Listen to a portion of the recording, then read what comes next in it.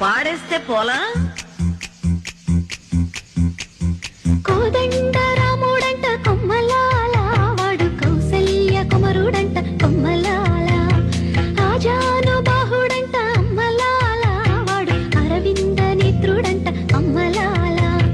రమణీయలామకు తగ్గ చూడు వాడేనని దాదారులన్నీ చెప్పుకోగా విని కళ్యాణ రామయ్యను కన్నులార చూడాలని కలికి సీతమ్మ వేచే గుమ్మలాల